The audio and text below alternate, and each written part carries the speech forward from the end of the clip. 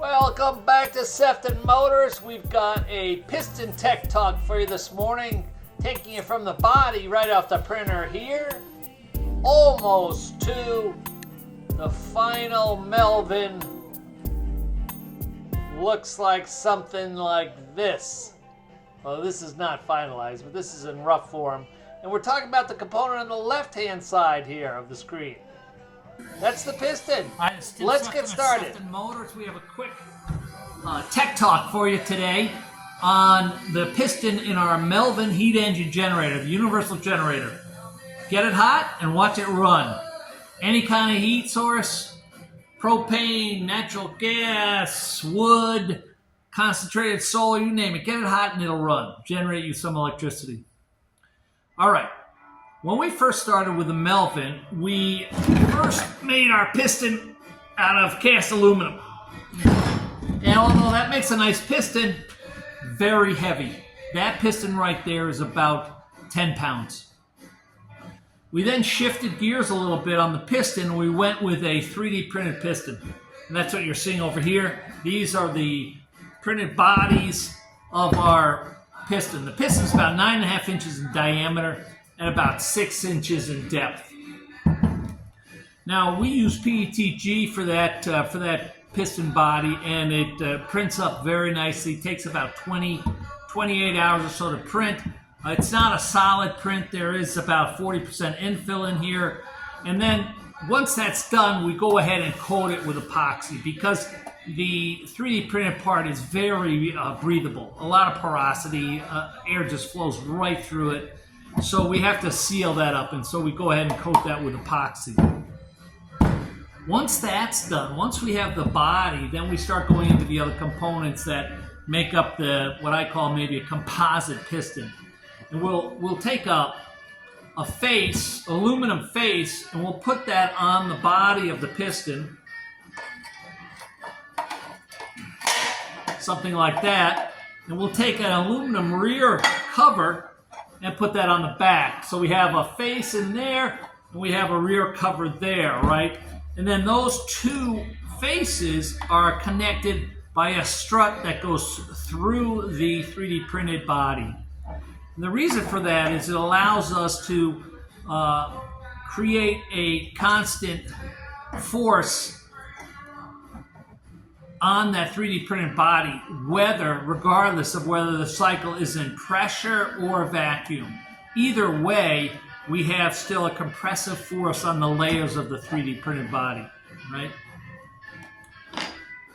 Now, the other thing that's of interest is if you look in here, which is the rear of the piston, and keep in mind this cover will be on it in operation, something like this, right? But you can see those fins. Now those fins are actually heat transfer elements that are exposed to the backside of the piston outside of the working fluid.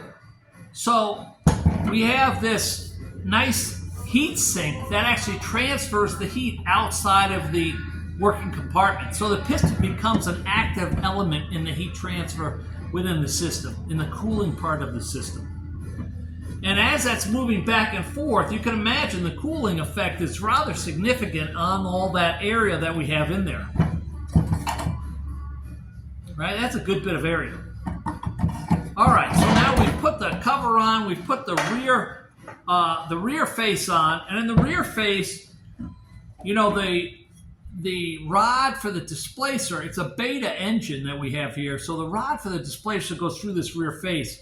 What we have here is we have a little seal, and most of the components of this seal are 3D printed also. But basically, it's a little puck that can float in this pocket. And what that allows us to do is to offload any side loads from that displacer rod going through the piston, so that it doesn't apply a load against the piston to the cylinder walls, or minimizes that loading as much as possible. And we'll use a Delron seal for that, and these are 3D printed little cartridges that it rides in. All right, now that's how we seal the displacer rod going through the middle of the piston. On the outside, we'll use a PTFE ring that we'll just cut from a a sheet of Teflon, something like this, and we'll put a groove down the middle of it. There's a groove down the middle of it here. That'll help with sealing. And then that'll just go around the piston like this, both at the top and at the bottom, to seal the piston in the cylinder that it's riding in. Okay? Now, let's talk about how the piston is connected to the crankshaft in our engine.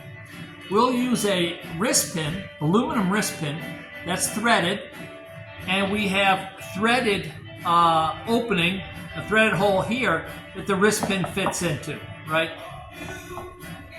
And the nice thing about this particular piston design is, come on.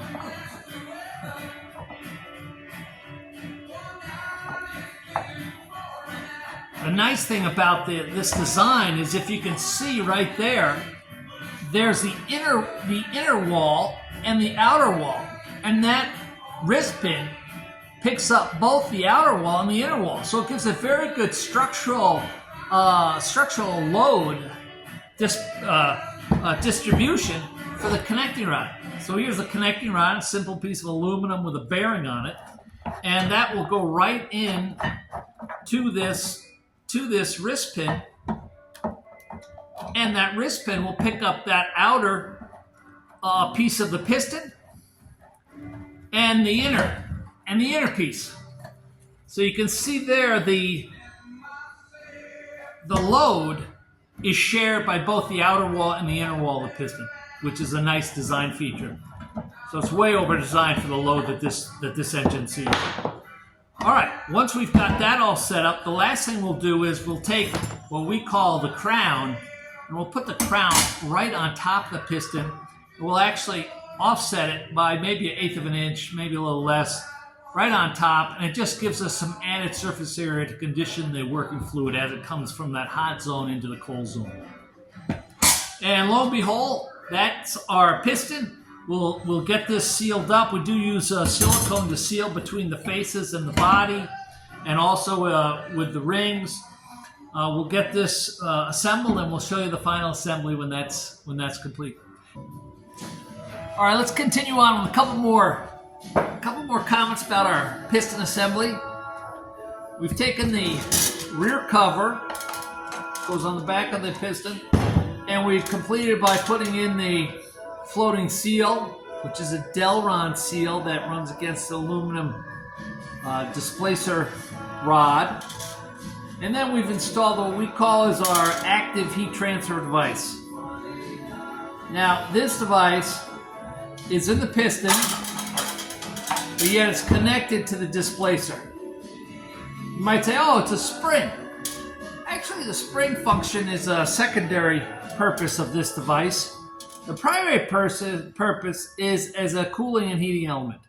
So as it rests against the base, it transfers heat or cold from the base plate to the rest of the coil.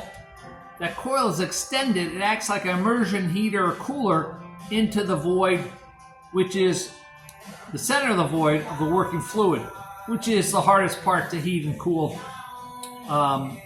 because it's not along the walls of the chamber. And that will sit right in the bottom of our piston. All right, well, that should finish it up.